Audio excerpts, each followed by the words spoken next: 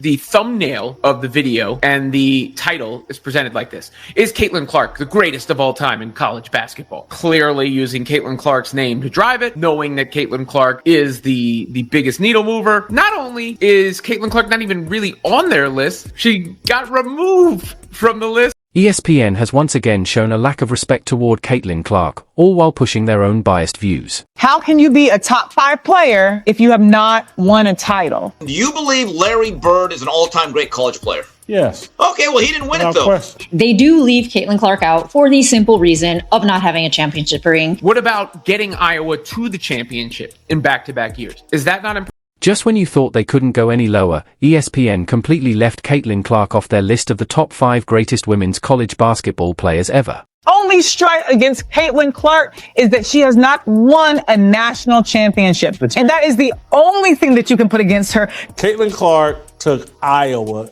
to back-to-back national championship games. But I do find it interesting that they do tout off all her accomplishments, records that have not been broken by anybody else, and they still cannot consider her in the top 5 best category. And their excuse?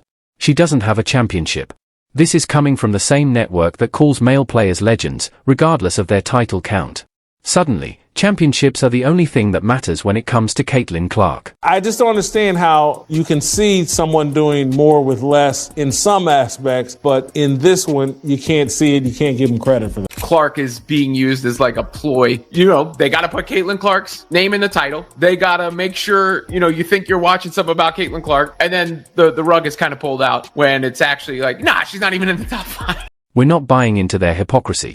In this video, we'll break down how ESPN is actively undermining Caitlin Clark's legacy, playing favorites, and rewriting history to push their own agenda. Stick around as we expose their double standards, one by one. If that's your number one criterion, if you don't win a championship, you can't be on any list, fine. She made the point that Caitlin has exploded the game bigger than anybody else. That's part of the significance, and I guess you could say the greatness. ESPN's bias was clear when they left Caitlin Clark off their all-time top 5 list for women's college basketball, using the excuse that she doesn't have a championship. The problem? This rule has never been applied to other players in their rankings. They've recognized many male and female players who never won a title, yet suddenly with Caitlin Clark, championships are the only thing that matters. For somebody who went to a team like Iowa, who did not have championship experience, who did not have stars around her, and it is undeniable that there is one player that brought Iowa to the championship that raised everybody else up around her, and their name is Caitlin Clark. Ranking players based on having a ring, a bit of an unfair way just to rank a player's potential. Take Oscar Robertson and Pete Maravich, 2 of the most celebrated college players in history.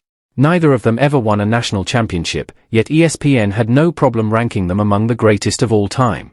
Meanwhile, Caitlin Clark didn't just break records, she rewrote the history books while leading her team to back-to-back national championship games. Here's the thing. Love Caitlin. Love how she's transcended the game. I'm not going to go away from that. But in the open, we said, what makes a top 5 player? Winning. The only strike against Caitlin Clark is that she has not won a national championship. And that is the only thing that you can put against her, because the way she has dominated the record books when she was at Iowa was something you cannot duplicate. She's a 3-time NCAA scoring leader and assist leader, a true point guard for the people, 3-time All-American, 2-time Naismith Player of the Year, 2-time AP Player of the Year, all-time leading scorer. She broke the records of Kelsey Plum and Sabrina. Like, literally, there is nobody who has been such a front-facing name. It's a direct reflection of her skill set, but how can you be a top 5 player if you have not won a title? It's a great point, which is why I agree with. The hypocrisy is shocking. If championships were truly the ultimate requirement, then why was the legendary Larry Bird, another college basketball icon without a title, ranked so highly on their lists?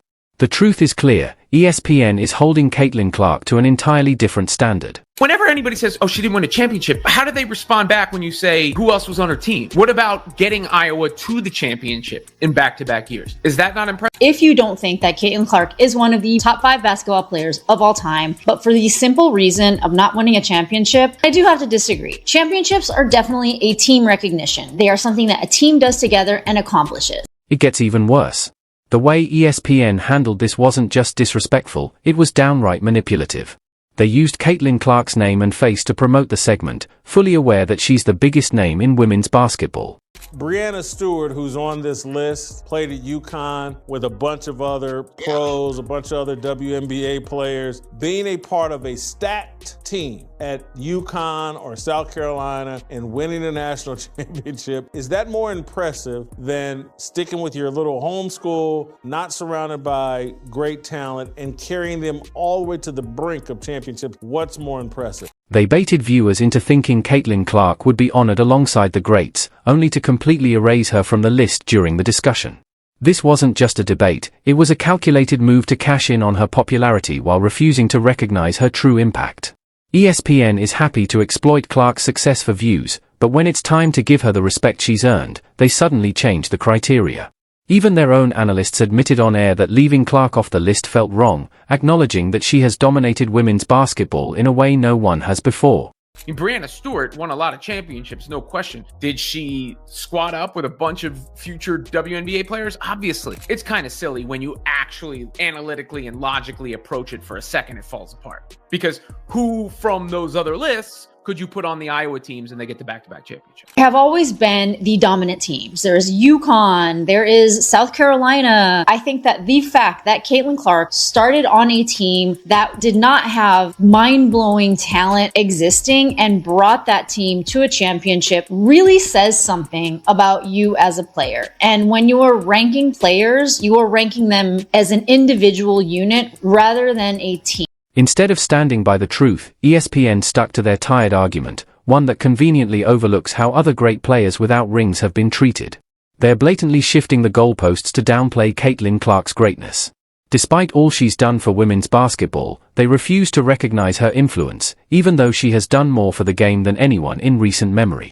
A lot of times, you as an individual can really raise that team up and bring them to a championship. Breanna Stewart, who was ranked number 1 in the top college basketball players of all time, but if she would have been on an Iowa team, would she have been able to win that championship also? The Mist, which is Breanna Stewart's team, is the second to worst team in Unrivaled. And Breanna Stewart, with her talent, with her just winning a championship WNBA ring on the Liberty, did not raise that team to any high level in Unrivaled herself. But if championships were the only thing that defined greatness, then why do individual awards exist?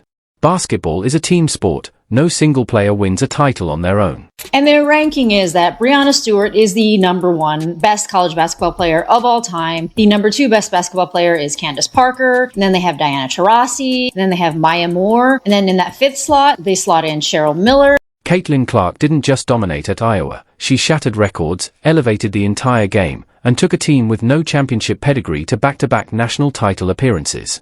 That alone should put her in the top 5, if not at number 1. Yet, ESPN conveniently ignored her unmatched individual stats. So let's dive into the numbers they don't want you to see.